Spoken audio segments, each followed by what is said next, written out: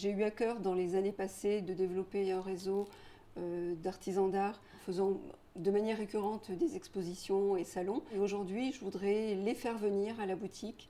C'est pour ça que j'ai aménagé un espace galerie pour recevoir des artisans d'art et pouvoir ainsi donner de la visibilité à des artisans d'art qui sont bien souvent dans leur atelier, sans vitrine, sans visibilité pour le public.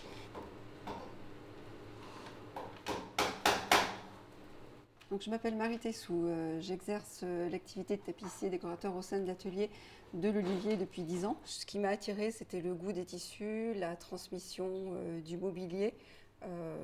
J'étais tout d'abord intéressée par le beau mobilier et donc le transmettre dans le temps m'intéressait. Mélanger au travail des tissus, des étoffes, ben voilà, je suis arrivée à la tapisserie.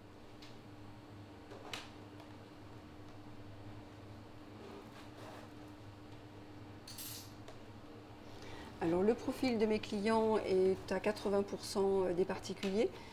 Donc ce sont bien souvent des personnes qui nous amènent un siège familial, toujours une histoire derrière un siège. Donc on va rénover ce siège dans le goût du client. On vient conseiller les tissus. Et puis il y a aussi une partie de professionnels. Dans nos métiers du patrimoine, on a aussi ce côté restauration et surtout conservation du patrimoine. Je travaille de manière traditionnelle.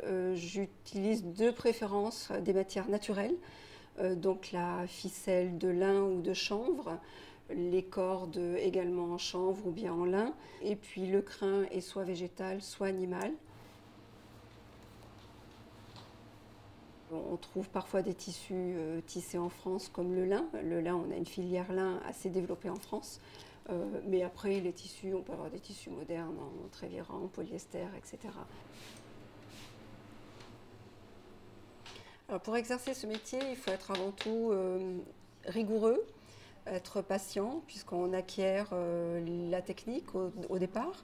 Et puis c'est la pratique répétée qui va affiner le geste, parce que les gestes de métier sont très très importants. C'est comme ça qu'on arrive à avoir un travail propre, bien fini.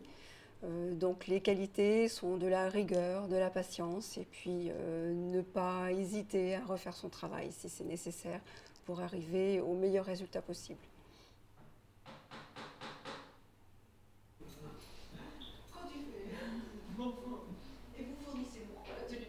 Alors, mes projets dans le futur seraient de développer la boutique qui vient de s'installer aujourd'hui à Mehun, tout récemment, et puis essayer de dynamiser la boutique en proposant aussi au public pas seulement ce qui touche à la tapisserie, mais toutes les activités connexes aussi à l'ameublement, donc que ce soit du luminaire, du cuir, pourquoi pas un tapis, hein, voilà, tout ce qui touche aussi à l'aménagement intérieur.